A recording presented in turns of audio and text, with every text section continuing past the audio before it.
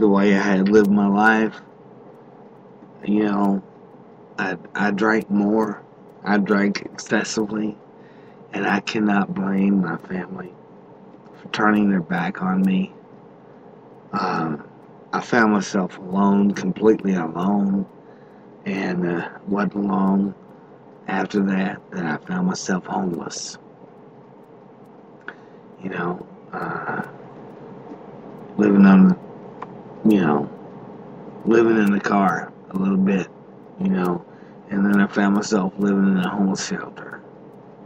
Uh, you know, and I realized living in a homeless shelter, the only way I was going to get out was to go back to life on the road. I had a CDL. I had a sweet and dear friend paying my bills to help me keep that CDL. And thank God, you know, she was able to maintain for me while I was in the shelter. And then, you know, I got blessed.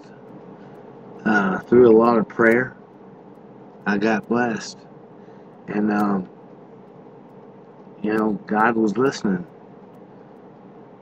You know, instead of getting depressed about life, God was listening to me. And I was going to church and doing whatever it took to keep God in my life and in my heart every day, 7 days a week.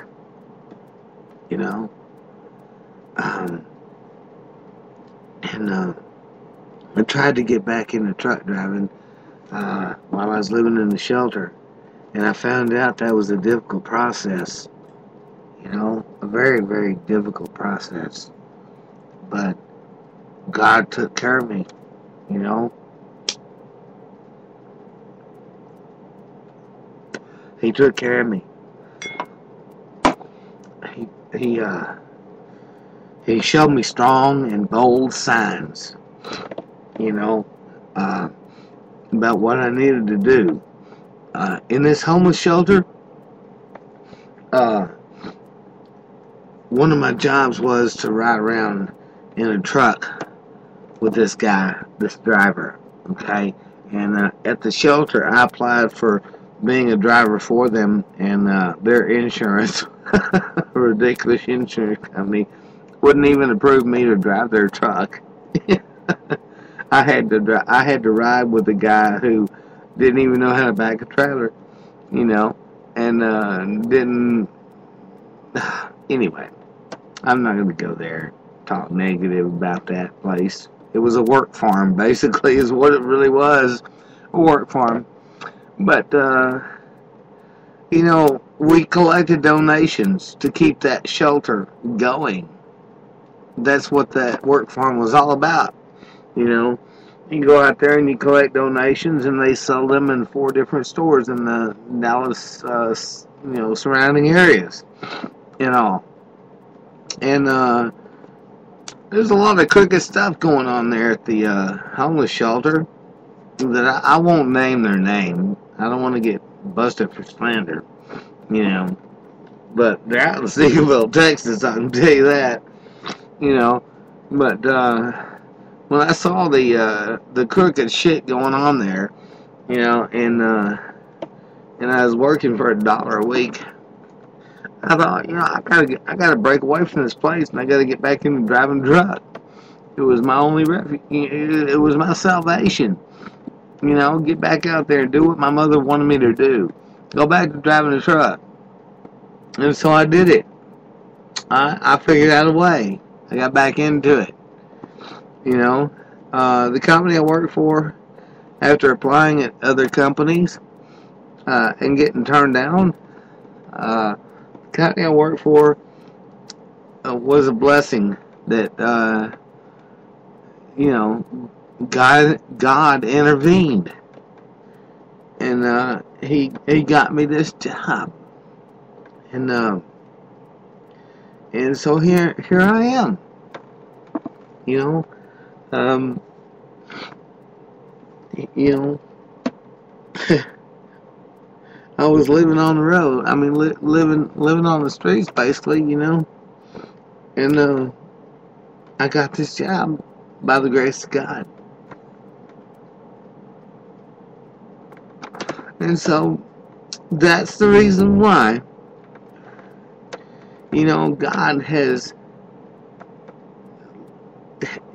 has continued to live in my heart each and every day. And I talk to him like he is my friend, he's my father, he's my buddy. He's always there for me.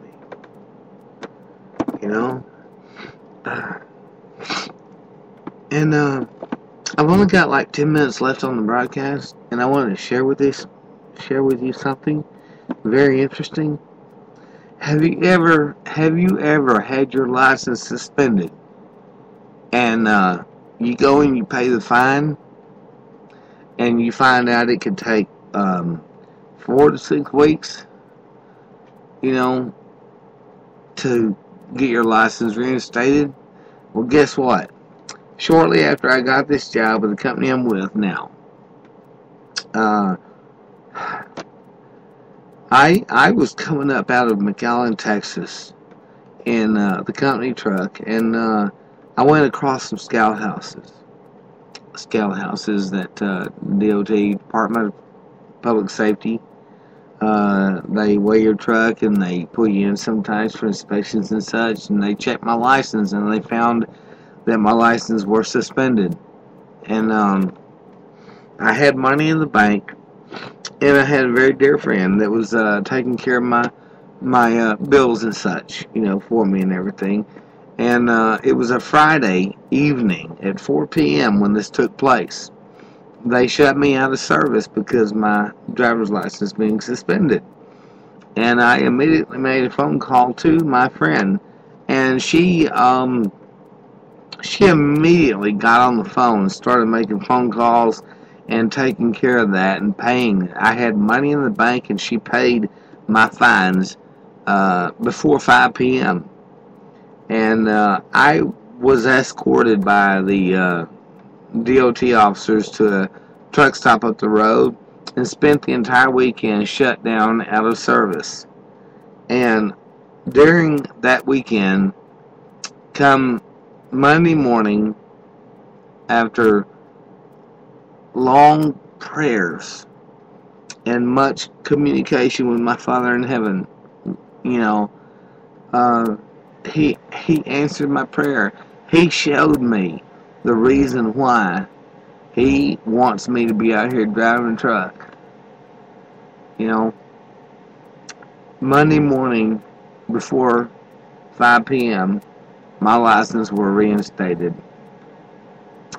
An action that normally takes, weeks, 3 to 4 weeks, 6 weeks, or 3 to 4 weeks anyway, to take place. It happened over the weekend. Now that to me is a miracle. That to me is what God showed me what His will is for me to do in my life, and that is to haul freight and drive trucks, and He has blessed me to be an owner-operator, and so that's my story. That's why I'm where I'm at, and there's so much more to the darkness of my life, living in sin and such. But, I continue to this day being a sinner, but my only sins are basically, I drink during my downtime. What trucker does not? They sell beer in truck stops. Go figure, But, I thank God I don't do drugs, don't do that. But, my only sins are that I drink a little bit, in my downtime, and I lust. I lust. I got nobody in my life, that wants to be with me, and I gotta live with that. That's all good. This is the nature of my business, you know. So anyway, okay. I've managed to fill out basically 25 minutes and counting on a broadcast, and to tell you my story, you know, a little bit of my story. That's just a little bit, you know. So, I invite anybody to please send messages, you know, on this broadcast. Let me know your thoughts. I would appreciate it, you know. So, that's all I gotta say. You know, I don't have any fancy music right now. Thanks for listening, everybody. I'm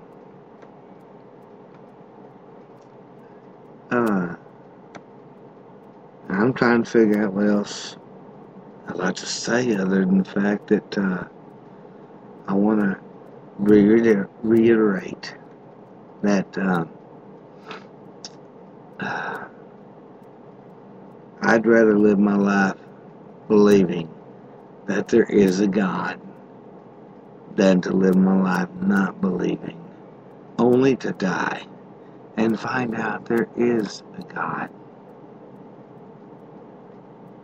You know, to all you people that don't believe, I pray that you someday find it in your heart to believe that there is a God.